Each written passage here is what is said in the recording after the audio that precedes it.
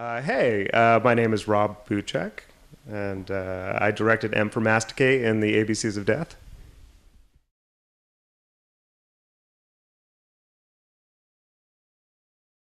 I was the winner of the 26th director contest. So yeah, the open letter was M, and people submitted. I mean, I'm sure people who are watching this are probably familiar with that contest, and yeah, and I won. So that's awesome.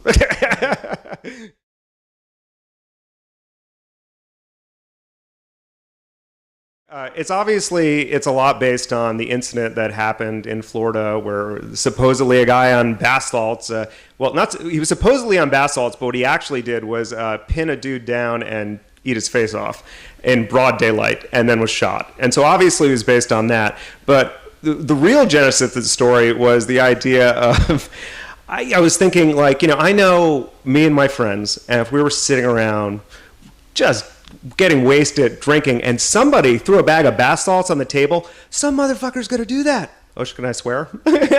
Some motherfucker's gonna do that bath salt. It's just gonna happen, and I think a lot of people can relate to that. So that's where it came from. Just a joke.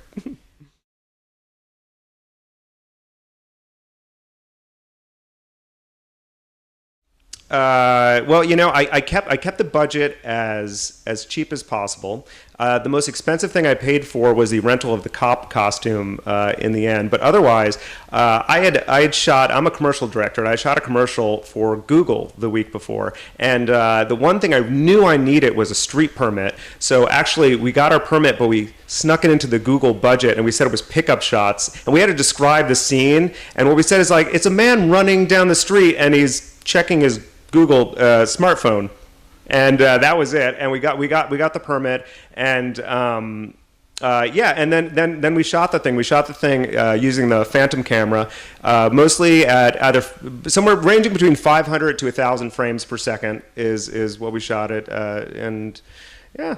So yeah, it was crazy. We did the cops did show up to our shoot, and luckily we did have the permit. We didn't have a permit for the gun that got brought out, so a lot of it was super, super lo-fi and rough and tumble.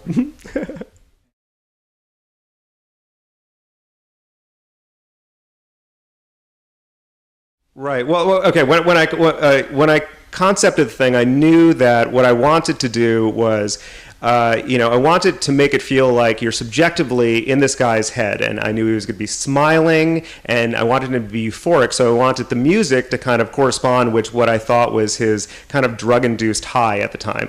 And I have a friend. And he has a band called White Fence, and he does this, it's very Donovan-inspired 60s psychedelica. He records all this stuff in his bedroom, and he puts out these albums, super prolific. And I was like, this is perfect. I want one of his songs to kind of be, that song. And yeah, it worked. It worked nicely, I thought.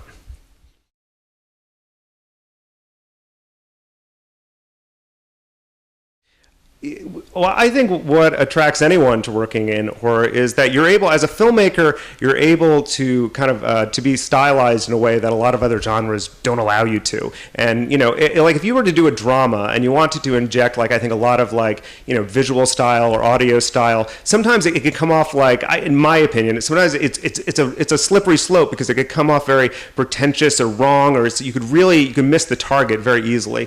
I think with horror, I think because you're in this heightened reality, that you're able to do things that I think that I think the audience is more accepting of stylization in that stuff, and I think that's, for a filmmaker, that's super fun to work with.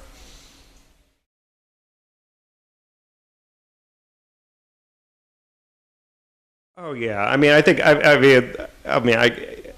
I grew up with horror films. I mean, I think a lot of, like, I mean, anyone who's making horror movies, you grew up with horror films. You grew up with that moment where, for me growing up, the best thing to do was to, go to the video store, you rent some, like, crazy VHS because it has a weird cover on it, and then you and your friends sit around and you watch that thing and just, like, you're just blown away. I mean, it's really coming of age, because I think back in the day, you could rent things like I Spit on Your Grave and all these weird things, and you're 13 years old, and it's just like, and it makes you uncomfortable uncomfortable, but you love that the experience is like, it's intoxicating. And I think for people who grab onto that, they just go with it. Especially when you become a filmmaker, you want to kind of relive that. You're always chasing that dragon.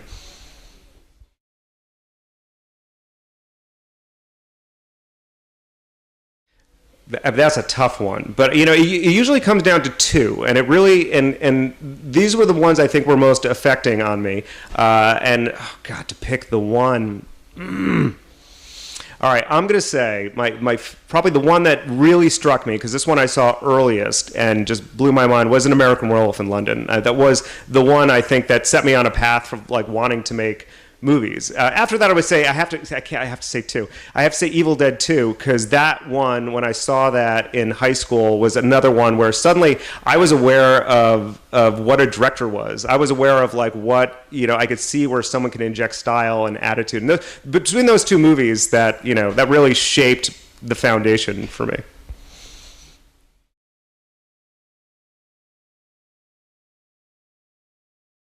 Well, yeah.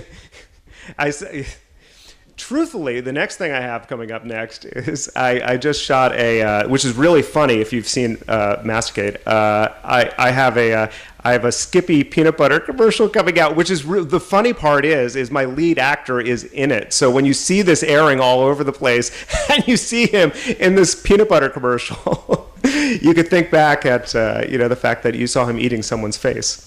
Other than that, I have a feature script called I Am Metal, which is an homage to heavy metal and Frank Frazetta and all of those great things. And I have the script's completed, and we're taking it around right now trying to find financing. So.